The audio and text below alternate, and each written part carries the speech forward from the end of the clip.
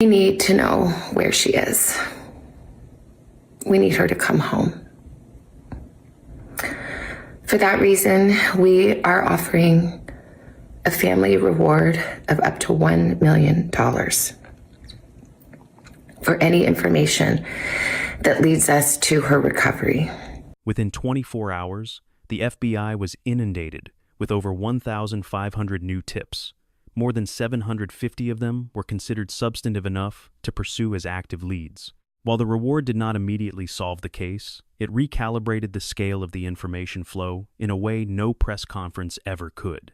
$1 million in cash, offered by a family in the throes of public grief, penetrates corners of a community that a federal tip line alone can never reach. On the 2nd of March, Savannah, Annie, and Annie's husband, Tommaso, made their way back to the growing tribute memorial outside Nancy's home. It was the first time any of them had appeared publicly at the property, where they left flowers and a handwritten card. It read, "Though we are surrounded by so much darkness and uncertainty, our love burns bright. We love you, Mommy. We miss you so much. If this case is to see justice, this story must continue to be told." This coverage helps to reach new people, individuals who may possess the single piece of information that can finally break this case open. By day 32 of the investigation, the very structure of the official response was changing. The FBI had relocated its primary command post from Tucson to Phoenix. Nancy Guthrie's home, sealed as a federal crime scene for over 4 weeks, had been released back to her family. The Pima County Sheriff's Department issued a formal statement announcing it was refocusing its resources on the case, transitioning away from the broad, multi-agency mobilization of the frantic early search, and toward a leaner, more dedicated structure, a specialized task force of homicide detectives working alongside FBI agents. One must read that transition carefully, because the language being employed by law enforcement tells a story that the official statements do not say outright. Refocusing resources toward homicide detectives is not the language of a missing persons case. It is the language of a criminal investigation, one in which the central question is no longer about finding a living person, but about constructing the case against the person responsible. This does not mean law enforcement has surrendered hope for Nancy, but it does mean the entire investigative posture has shifted from one of emergency search to that of disciplined preparation for a prosecution. Sheriff Nanos sat down for an interview with NBC News correspondent Liz Kreutz on the 2nd of March. That interview contained several significant statements which have not received the deep analysis they truly deserve. The first came when he was asked whether investigators are making progress. Nanos used a single, powerful word: definitely. Are investigators any closer to finding the suspect or suspects? I think the investigators are definitely closer. We got a lot of intel, a lot of leads, but now it's time to just go to work. He did not say, "We believe we're making progress." He did not say, "We are optimistic." He said, "Definitely." That is a specific and deliberate word from a career law enforcement official, speaking on the record about an active federal investigation. He chose it carefully. The second point Nanos addressed was the DNA, and he did so directly. Sheriffs say if anything about the DNA that was found at the house? Yeah, Craig, that's a big question. I did ask him about that. He said that they are still having some challenges processing that DNA. He suggested that it may be a mixture from several people, not just 2 people, which we know from experts can make it really hard to extract an individual profile from. He says they have put some of the DNA they found into CODIS, the FBI's national databank. No hits yet. But despite all this, he says he still does believe that the unknown DNA may be the suspects, and that he still very much sees DNA as a viable lead for them, but that it's just going to take some time. He confirmed the challenge of the mixed sample. He confirmed the lack of a match for the glove's DNA in CODIS. And then he stated something that should fundamentally change how you understand the investigative posture in this case. There is information he and his team possess, specific, material information that he will not disclose publicly, because doing so would compromise what they are building toward his words. There's so much that everybody wants to know, but I would be very irresponsible as a law enforcement leader to share that with everybody. There's so much that everybody wants to know, right?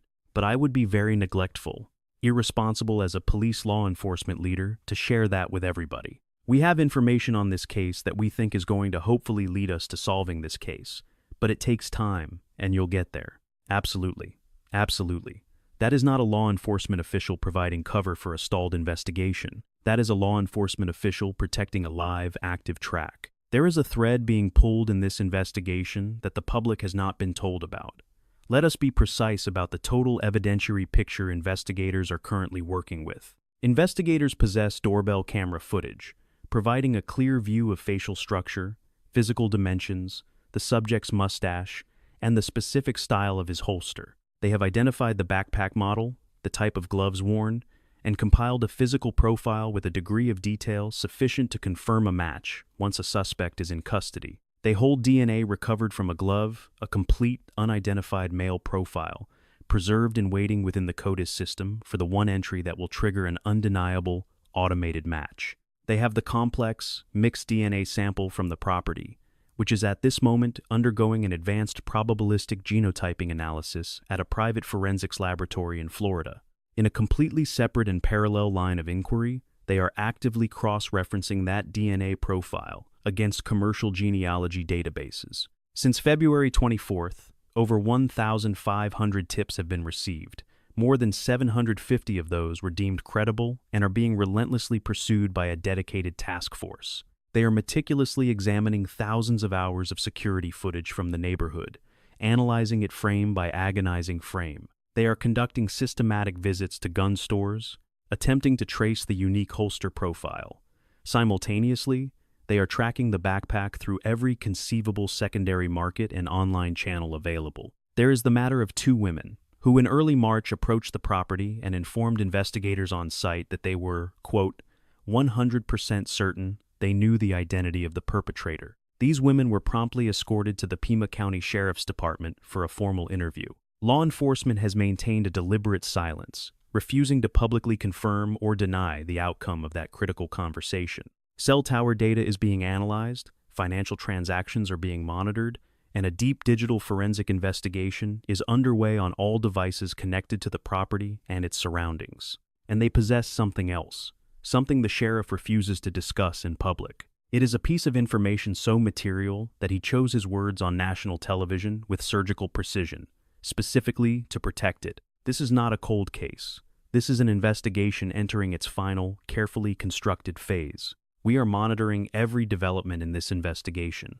The moment an arrest is made, the story will break. It is a moment you will not want to miss. To grasp why investigators are so confident that the DNA evidence represents a genuine and irreversible path to the suspect's identity, one must first understand the staggering capabilities of modern forensic DNA science. This is not a theoretical discussion of what might be possible, but a look into the documented, operational reality of what laboratories are achieving right now with biological material recovered from crime scenes. It begins with understanding what DNA is in a forensic context. When crime scene investigators process biological evidence, their goal is not to sequence the entire human genome, all 3 billion base pairs, an endeavor that would consume years and unimaginable resources. Instead, they focus on hyper-specific, highly variable sections of the genome known as STR loci, or short tandem repeats. These are precise regions of DNA that exhibit dramatic differences among unrelated people. The FBI's CODIS system is built to profile 20 core STR loci for every sample entered into the national database. The statistical probability of two unrelated individuals sharing an identical profile across all 20 of those loci is roughly 1 in 1 quadrillion. There are only 8 billion people on the entire planet. The mathematics of this comparison mean that if authorities can isolate a complete genetic profile from the evidence at the crime scene, that profile serves as a form of identification that is, for all practical purposes, absolute. It is not a profile that can be argued into ambiguity. It is not evidence that can be dismissed as merely circumstantial. It is the molecular truth of who that person is. But what happens when the DNA is part of a mixture? When you have the overlapping genetic signatures of multiple individuals within a single sample, this is where the last decade of forensic evolution becomes directly applicable to this case. The state-of-the-art process used to deconstruct these complex mixed samples is called probabilistic genotyping. It is a powerful computational method that employs sophisticated statistical modeling to sift through the myriad possible contributor combinations in a mixed sample assigning a probability weight to each potential separation of the individual profiles. Software platforms like STRmix, developed in a partnership with forensic agencies in New Zealand and the United States, and TrueAllele, created by Cybergenetics in Pittsburgh, have transformed what was once an interpretive dead end into a solvable computational challenge. These advanced platforms do not engage in guesswork. They process the entire dataset, the peaks, the weights, the allelic frequencies present in the sample, and compare it against vast population-level statistical databases, running thousands of simulations to produce contributor profiles with scientifically documented likelihood ratios. Courts throughout the United States, Australia, the United Kingdom, and across Europe now routinely accept the results of probabilistic genotyping as admissible evidence. For this investigation, this means the mixed DNA found on the property is not a lost cause. It is a complicated problem. It is a demanding analytical task. The Florida lab may require weeks, or even months, to complete its work. But complicated is not the same as gone. And Sheriff Nanos, speaking with direct knowledge of the current state of that sample, has never used the word gone. He has used the word viable. And beyond probabilistic genotyping, beyond CODIS, there is a third investigative track that authorities have now confirmed they are actively pursuing. And it is this final method that should strike the deepest fear into the suspect: investigative genetic genealogy. In April of 2018, a stunning breakthrough in California led investigators to the doorstep of a 72-year-old retired police officer, Joseph James DeAngelo. He was, they would soon prove, the Golden State Killer, a phantom who had terrorized the state as a serial rapist and murderer throughout the 1970s and 1980s, remaining a ghost for over 40 years, completely eluding law enforcement. His DNA was a constant, mocking presence at every crime scene, yet CODIS, checked tirelessly for decades, offered only silence. A match never surfaced. He had never been convicted of an offense that would have compelled his DNA to be collected. Within the architecture of conventional forensics, he was simply invisible. Then, in a move that would rewrite the rules of investigation, authorities uploaded the killer's crime scene DNA to GEDmatch, a public, consumer-facing genealogy platform where ordinary citizens voluntarily share their genetic blueprints in the hope of finding relatives. DeAngelo himself had never submitted his DNA, but distant relatives, connected by threads of ancestry, had done so. Third cousins, fourth cousins, people who had purchased commercial ancestry kits out of a simple curiosity about their family's past, never imagining they were placing a single data point into a vast digital web that would one day ensnare a prolific serial killer. From these tenuous connections, genetic genealogists began their work, reconstructing family trees outward from the crime scene DNA and meticulously working forward through generations. They cross-referenced a labyrinth of public records, birth certificates, death notices, marriage filings, and old census documents, until the vast field of candidates narrowed to a precious few who matched the suspect's age, sex, and geographic history. Investigators then collected DeAngelo's DNA from a discarded item, a coffee cup, a car door, and confirmed the definitive match. In 2020, he pleaded guilty to 13 murders and a multitude of brutal rapes. He was sentenced to life in prison, with no possibility of ever securing parole. This same methodology of investigative genetic genealogy has since been instrumental in resolving more than 500 cases across the United States. Sheriff Nanos has confirmed on the record that his investigators are pursuing this exact same avenue of inquiry, actively searching commercial genealogy databases with the unique DNA profile recovered from this case. And renowned genetic genealogist C.C. Moore of Parabon Nanolabs, the woman credited with resolving hundreds of those 500-plus cases, has stated she is extremely hopeful about the DNA profile from the Nancy Guthrie scene. Consider the practical implications of this. This perpetrator does not need to be cataloged in CODIS. He requires no prior arrest record. He does not even need to have personally submitted his own DNA to any genealogy service. All that is required is for a single blood relative, a sibling, a parent, a first cousin, even a second cousin, or a fourth cousin, to have once taken a DNA test through 23, andme, Ancestry, or a similar platform, and uploaded their results to a public database. If that one condition is met, then somewhere within that sprawling data set, a genetic marker exists that connects back to him, and the genealogists will find it. They will trace the family tree forward and outward until a single candidate emerges who aligns with the physical description, the approximate age, and the geographic parameters of this very crime. And then, all that remains is to confirm the connection with a sample of his own DNA. The Golden State Killer believed that 40 years of chilling operational discipline and an unblemished criminal record had rendered him untouchable. He was convinced that the technology capable of reaching across the decades to unmask him simply did not exist. He was profoundly mistaken, and his undoing was a single consumer DNA kit, submitted by one distant relative who was merely curious about their own ancestry. Just one kit. In a nation where over 40 million individuals have now submitted consumer DNA tests, the mathematical probability that no blood relative of Nancy Guthrie's abductor has ever done the same is vanishingly small. The digital net has been cast wide. It grows wider with each passing month as more people submit their tests, and it is being actively searched at this very moment. The prevailing question is whether this new frontier of genetic science will ultimately crack the case long before a conventional CODIS hit ever could. There is a particular kind of grief, one entirely distinct from the act of mourning. Mourning follows a confirmed loss.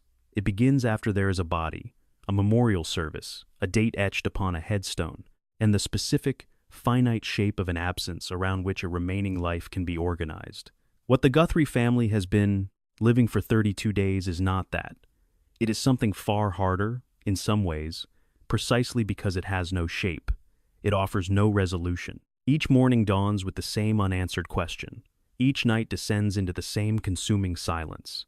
And through it all, Savannah Guthrie travels to the television studio. She sits at the anchor desk. She reads the day's news. She is composed, professional, before an audience of 3 million viewers, most unaware that the woman delivering the headlines is simultaneously waiting for a phone call that will determine if her mother is still alive.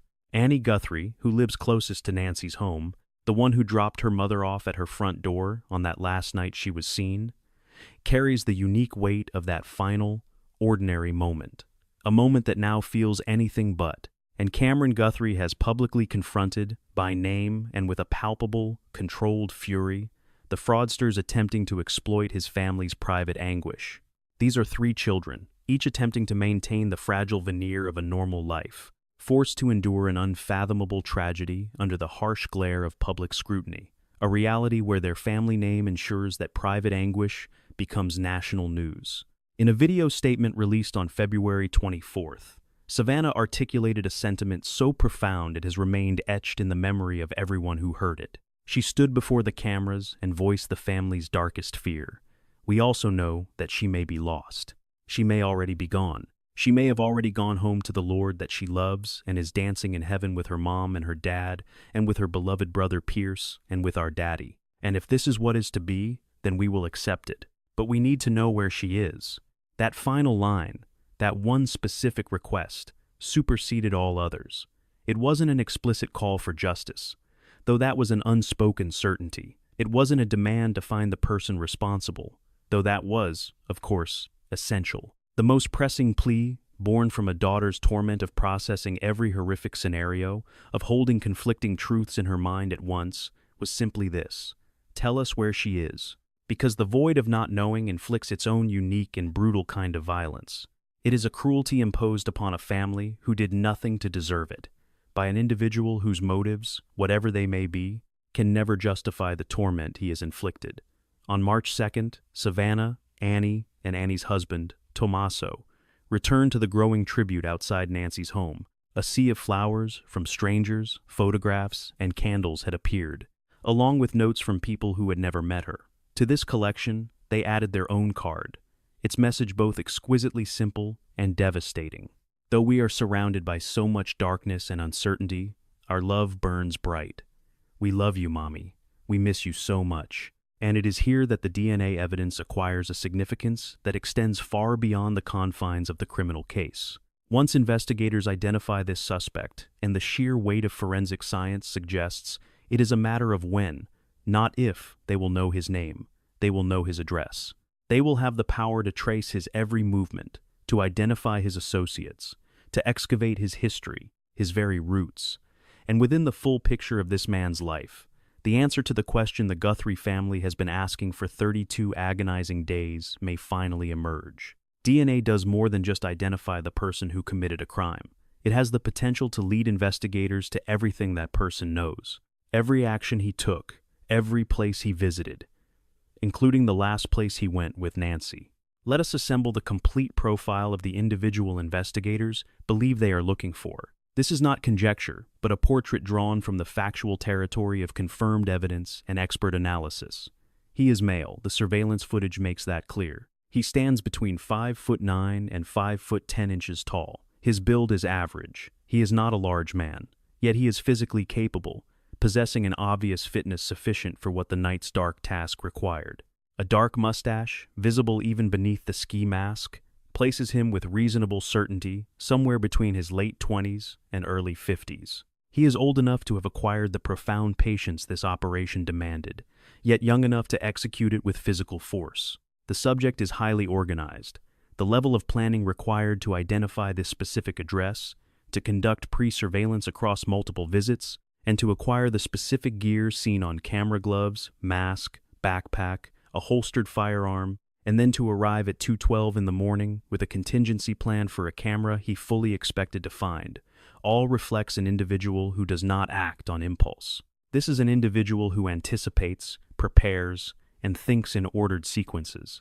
Such a cognitive profile is significant, not only for what it reveals about this crime, but for what it suggests about his behavior in ordinary life. He has never been arrested for a qualifying felony. The CODIS search on the DNA from the glove is definitive on this point, but the absence of an official criminal record should not be mistaken for the absence of a disturbing history. It simply means that his history, whatever it may contain, has not yet resulted in a biological record being entered into a federal database. Those are two distinctly different things. He is, or was at the time, geographically tied to the Tucson area. The pre-surveillance trips, which neighbor sightings seem to confirm, would have required access to this neighborhood over a period of weeks. He understood the access routes at 2A, M, well enough to move with confidence. That suggests either local knowledge or intensely deliberate preparation.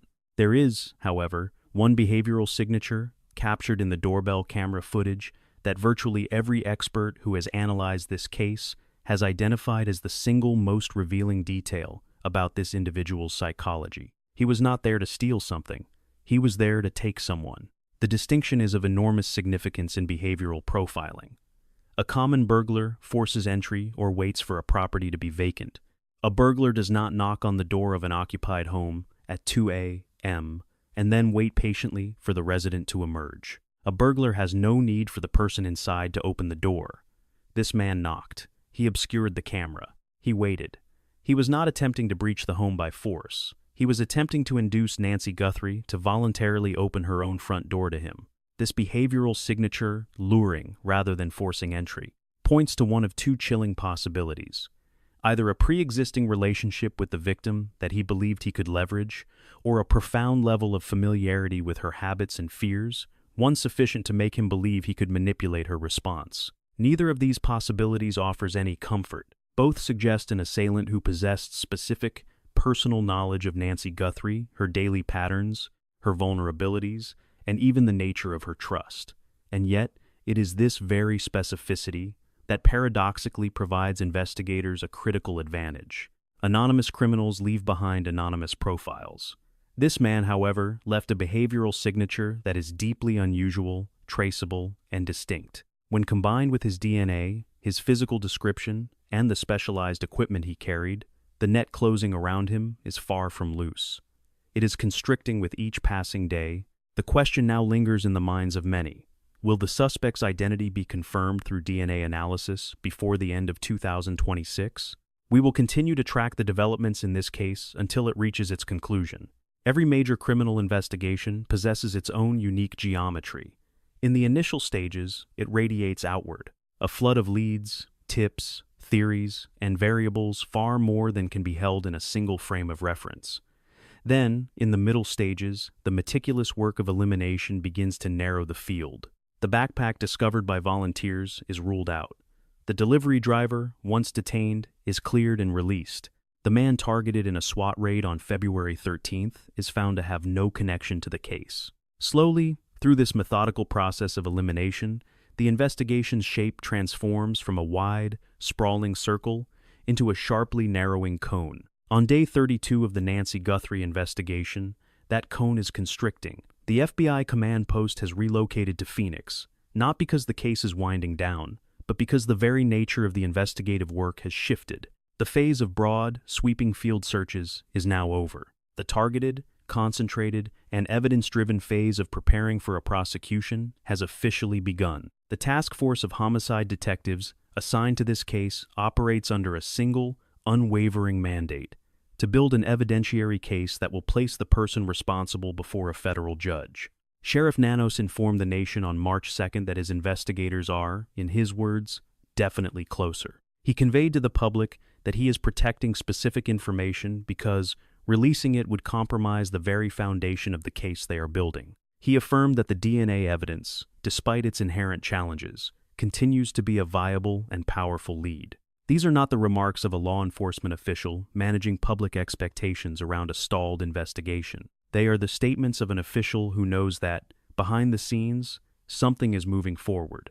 The science in this case is not passive. It isn't waiting on a stroke of luck. It is active, computational, and unyielding. Inside a private forensic laboratory in Florida, highly advanced probabilistic genotyping software is meticulously working through the complex, mixed DNA sample recovered from Nancy Guthrie's property. It is running thousands upon thousands of statistical iterations.